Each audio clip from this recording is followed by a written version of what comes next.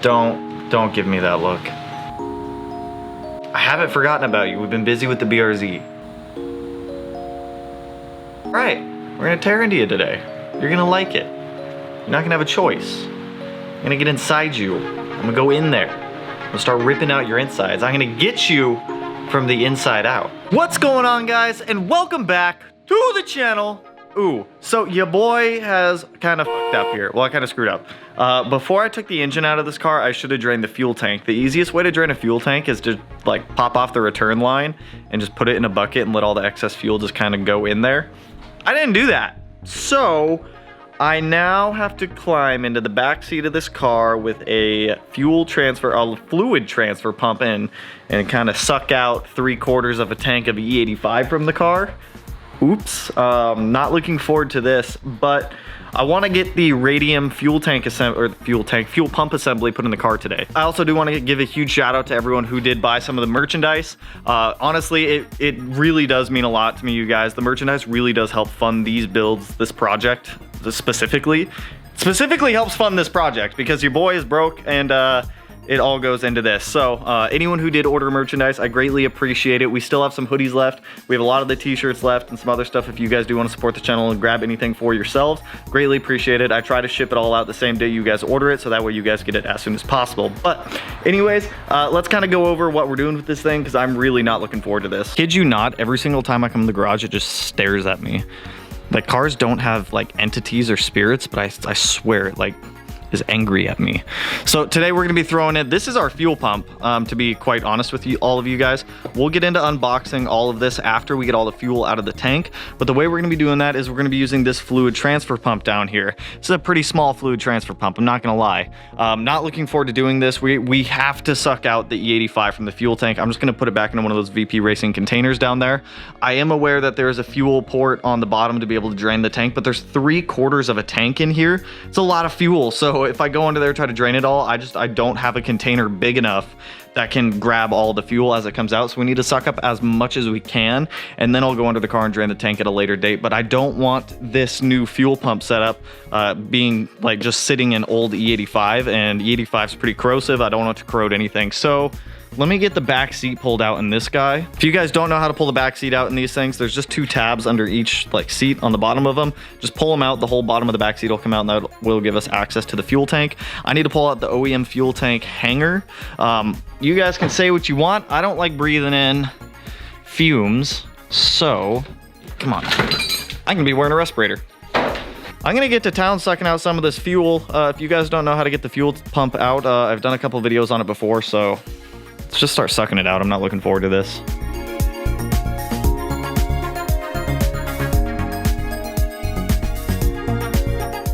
Now I'm going to attempt to pull this out without making the biggest mess absolutely possible. There's a gasket. I need that gasket to come off. Come on, gasket. Come on. Come on. Work with me. 'Cause I need to reuse you. There we go. There we go. There we go, baby. Freedom. Probably wipe that off. All right, now to get this guy out of here. Okay, where's the fuel? Oh my God, you son of a bitch. I knew it. I knew it was gonna happen. Where's my fuel level sender? It's right there.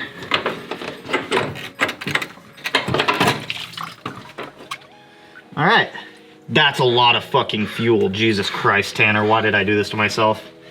You guys, there is so much fuel in this fuel tank. It's very hard to see right now, but it's pretty much all the way full. So I'm just gonna put this on a time lapse.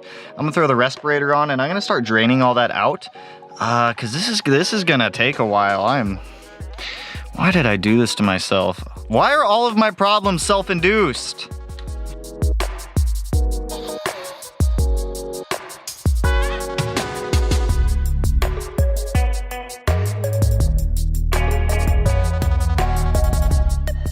Well, that sucked. I pulled about 15 gallons of E85 out of the car.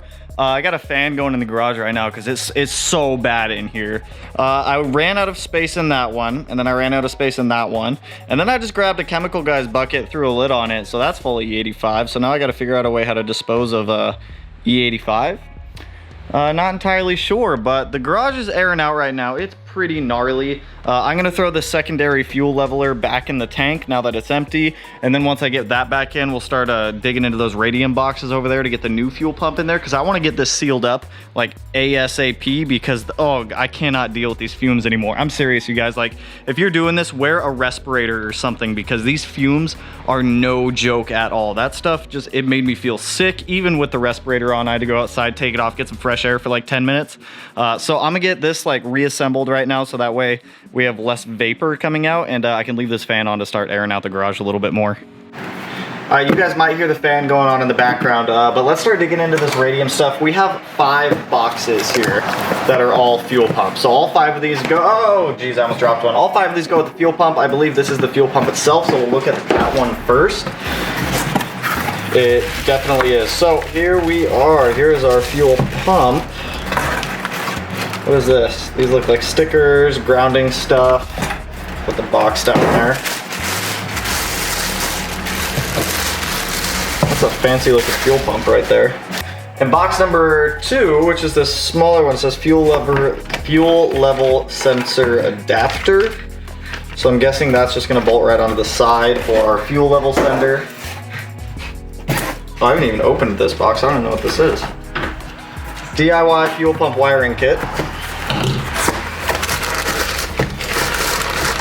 Now this might be a whole, oh my god. Was not expecting all of this. Was really not expecting all of that.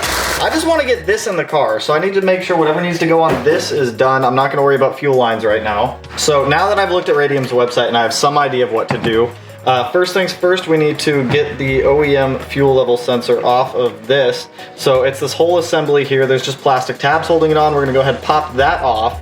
And then somehow it goes onto this bracket. Still not quite sure how, but let's do the baby steps here, baby steps. Okay, so I guess to just pull this out, we just slide that guy down and then like pull up on it. Oh, okay, that was a lot easier than I thought, so that's off. I don't need this anymore. Now I gotta figure out how to get this guy to finoodle onto this guy. Quite sure here, not quite sure what I'm doing with this bracket and these screws. Oh, maybe it just like slides right onto that. That seems like it would make sense if it did.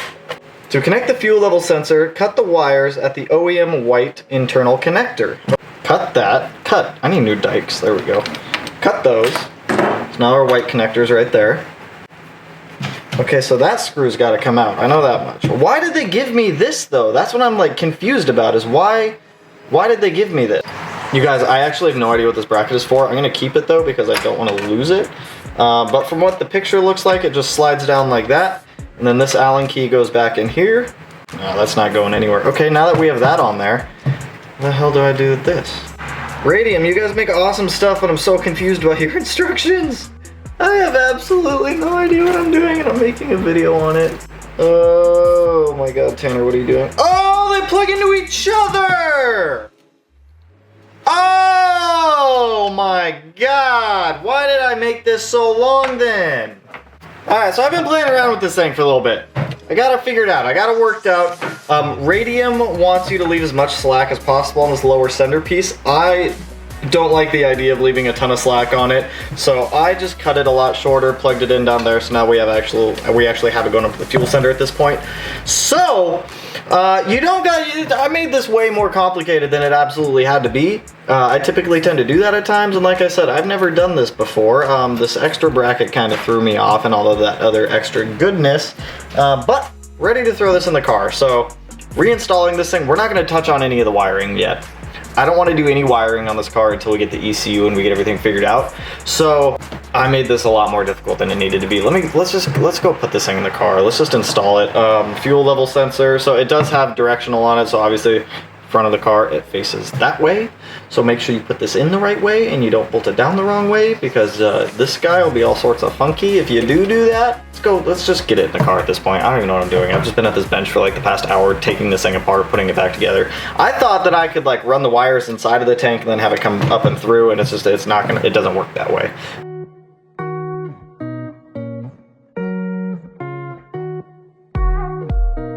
I think I was entirely breathing in way too many fumes from the E85 because looking back at what I just did, I was like, what in the hell was I doing? It's pretty straightforward.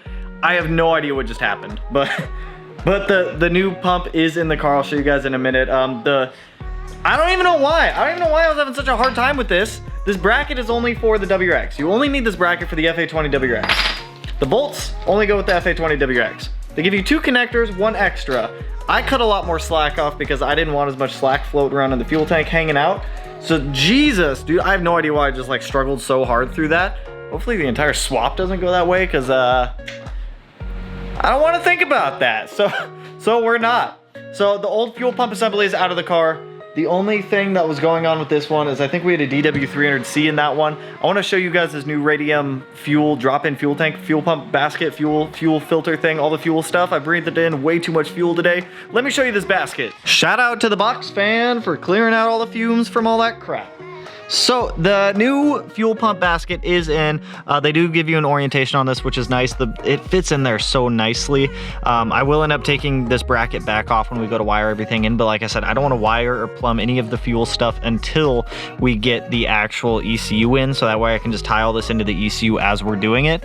But it fits in there super snug, super nice. Radium, you guys make a killer product.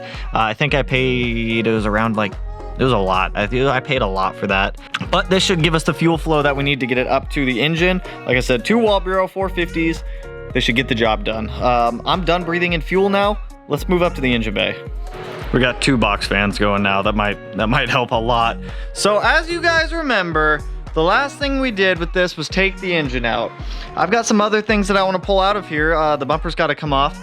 I'm gonna save all the wiring stuff for a different video because we're gonna do the fuse box, the ECU, all that extra wiring all in one video. But the bumper's gotta come back off. I want to get like all of these crap AC lines out of here.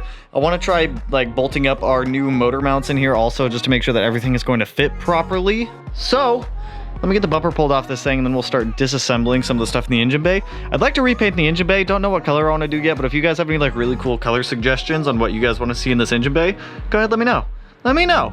All right, Blue Baroo, it's time to take you apart some more. So AC condenser's got to come out. I'm gonna pull the whole core support off.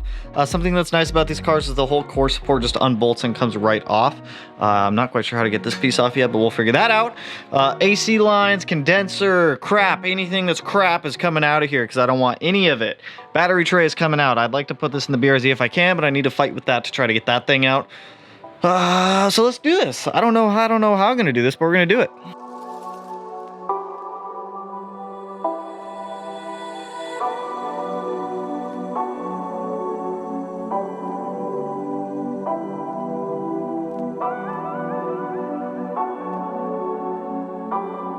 So I think this is about where we're gonna stop for today. I need to order some paint and I don't want to jump into wiring this late into the day. It's like 5 o'clock right now because wiring's gonna take quite a while to start pulling out because we're gonna have to pull the entire dash out, I believe.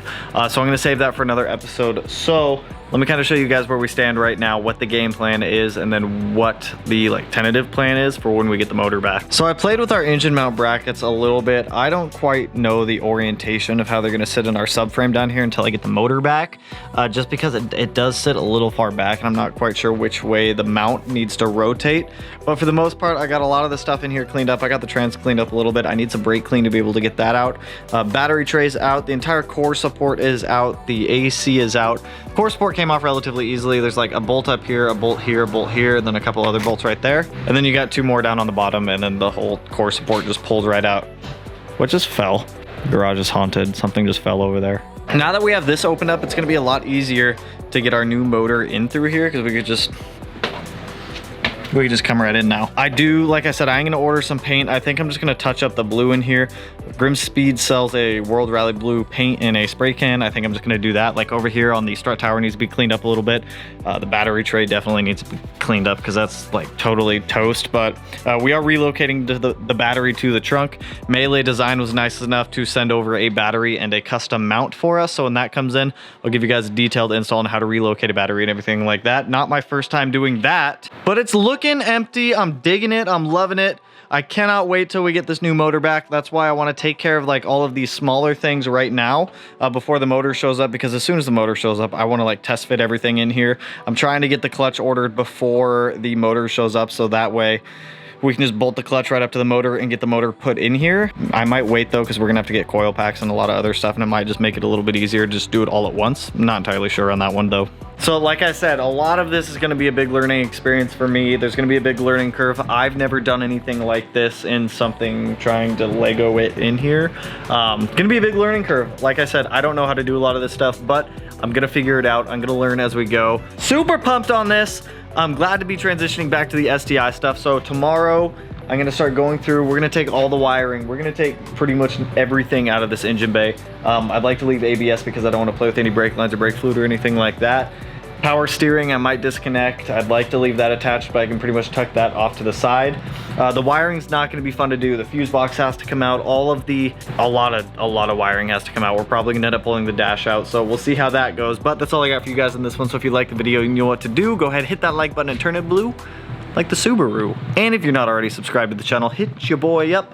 One of these corners, no idea which one quite yet, but with that though, I will catch you guys in the next one. Peace out, homies.